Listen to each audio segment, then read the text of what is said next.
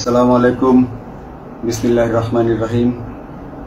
আমি বাংলাদেশ পুলিশের একজন কর্মকর্তা এসআই মাসুদ রানা।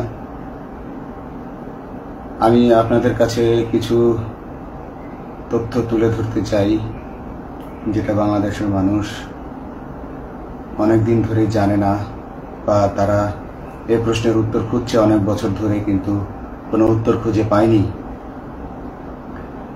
আজকে যাকে সেনাবাহিনী থেকে অব্যাহতি দেওয়া হলো, মেজর জেনারেল জিয়াউল হাসান, যিনি এনটিএমসির প্রধান ছিলেন এবং তিনি র্যাবের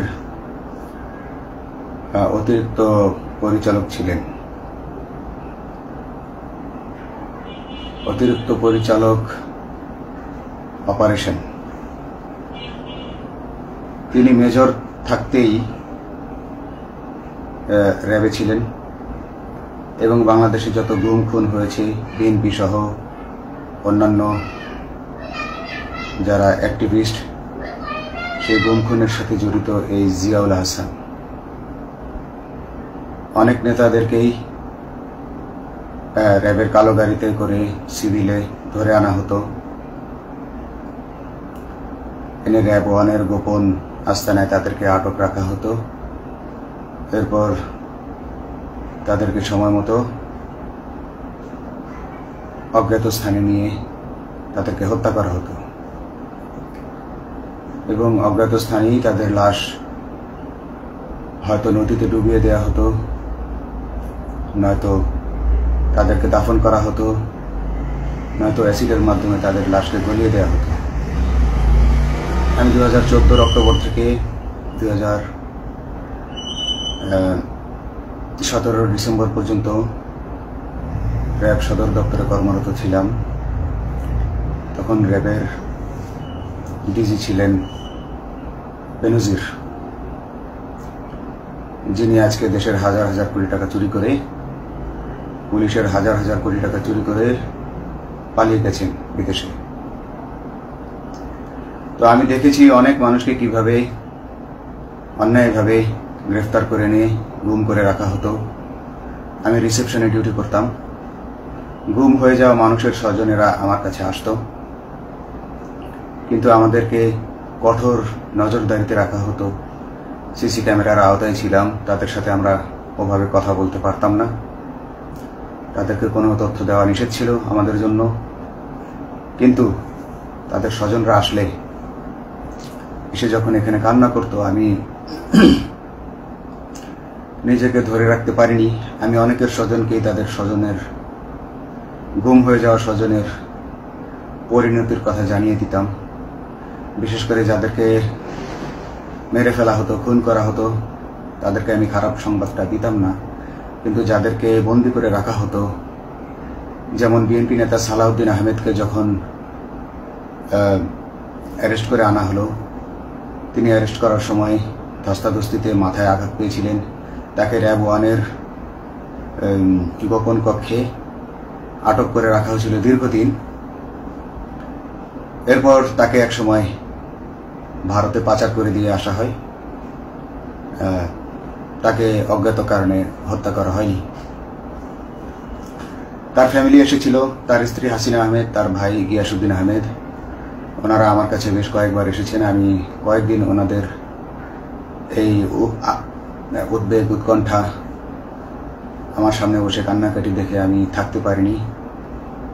আমি ওনাদেরকে কৌশলে আমার ফোন নাম্বার দিয়ে আমি ওনাদের সাথে দেখা করে ওনাদেরকে জানিয়ে দিই যে সালাউদ্দিন সাহেবকে হত্যা করা হয়নি, উনি জীবিত আছেন এবং ওনাকে হত্যা করার সিদ্ধান্ত নেওয়া হয়নি। এই সিদ্ধান্তগুলো জেনে নিতেন তিনি হচ্ছেন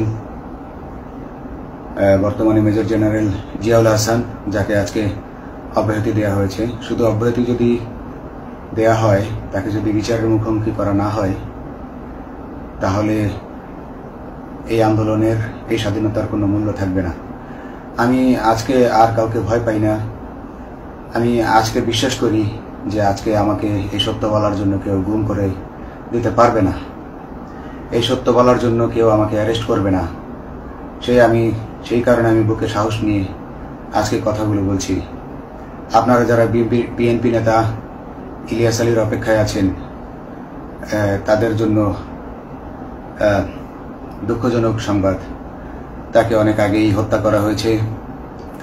তাকে পতেঙ্গা সমুদ্র সৈকত দিয়ে কড়া পাহারায় সাগরের মাঝখানে নিয়ে স্পিডবোটের মাধ্যমে মুখে পলিথিন পেঁচিয়ে হত্যা করে, তার পেট ছুরি দিয়ে ছিদ্র করে, তাকে পাথর দিয়ে বেঁধে সাগরে ডুবিয়ে দেওয়া হয়েছে।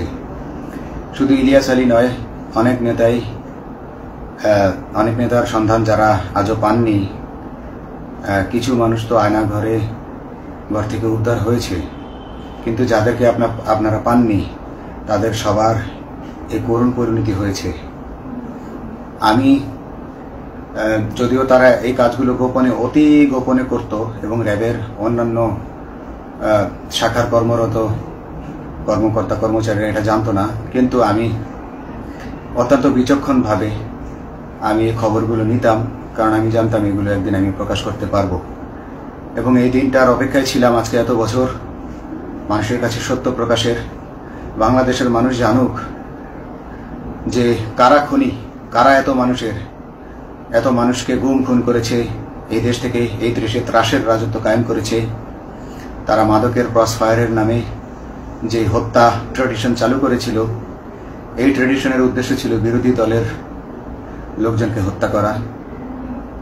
কারণ পুলিশ এবং সেনাবাহিনীর অনেকেই মানুষ হত্যা করতে ভয় পেত, তারা এটাতে অভ্যস্ত ছিল না। অনেকেই অনেক সাহসী, কিন্তু একটা মানুষকে হত্যা করার পর তারা আর ঘুমাতে পারতো না, তাই তারা এসব কাজ করতো না। কিন্তু খুনে হাসিনা কিছু মানুষকে এভাবে হত্যা করতে করতে পুরস্কৃত করার মাধ্যমে হত্যা করতে অভ্যস্ত করে ফেলে। তারাই এই গ্রেফতারকৃত এই গুমকৃত মানুষদেরকে গুলি করে হত্যা করত। এবং তারা এতটাই নিষ্ঠুর যে তারা এক একজন কয়েক শত করে হত্যা করেছে। এবং এই মানুষগুলোর সংখ্যা বেশি নয়, কারণ সবাই লাশ দেখতে পারে না। একটা মানুষকে খুন করার পর লাশের যে ছটফটানি এবং মাথায় গুলি করার পর মাথার যে বিকৃত অবস্থা, এই জিনিসগুলো আমাদের অনেকেই আমরা সহ্য করতে পারি না। তাই আমাদের মধ্য থেকে কিছু হায়নাকে বেছে নিয়ে তারা একটা টিম গঠন করে, তাদেরকে র্যাব সদর দপ্তরে বেনজির আহমেদ প্রতি মাসে পুরস্কার দিতে ডাকতেন। এবং প্রত্যেকটা র্যাবের বিভিন্ন শাখায় এরকম দু একজন রাক্ষস ছিল যারা মানুষকে শুট করত, গুলি করত, হত্যা করত এবং গুম করত। তারা এখনো আছে। তাদেরকে আমি নতুন সরকারের কাছে দাবি জানাবো, তাদেরকে বের করতে হবে, তাদেরকে বিচারের আওতায় আনতে হবে। না হলে এত শহীদের বিনিময়ে যে ফ্যাসিবাদ থেকে, যে স্বৈর শাসন, যে খুনি হাসিনার হাত থেকে আমরা মুক্তি পেয়েছি, সে মুক্তির প্রকৃত মূল্য আমরা পাবো না, প্রকৃত স্বাদ আমরা পাবো না। এই খুনিদেরকে বের করতে হবে, এই খুনিদেরকে বের করে আইনের আওতায় আনতে হবে। বাংলাদেশ পুলিশ কখনোই গুলি করতে অভ্যস্ত ছিল না। আপনারা জানেন একসময় পুলিশ যে গুলি করতো না, এটা নিয়ে অনেক ব্যঙ্গচিত্র ছাপা হতো পত্রিকাগুলোতে, যে গুলি না করতে গুলি খেলনার বন্দুকে পরিণত হয়েছে। তো কিন্তু সেই নিরীহ পুলিশকে রক্তপিপাসু হিসেবে শেখ হাসিনা তৈরি করেছে। তবে সবাই নয়, কিছু কিছু মানুষ আপনারা দেখেছেন, এবং এই আন্দোলনের ভিডিও ফুটেজ দেখলেও দেখবেন যে কয়েক শত পুলিশের মধ্যে কেবলমাত্র কয়েকজনই জনতার দিকে গুলি ছুড়ছে। তো আপনারা ঢালাওভাবে পুলিশকে আপনাদের আক্রমণের নিশানা বানাবেন না। নতুন সরকার অবশ্যই এর বিচার করবে।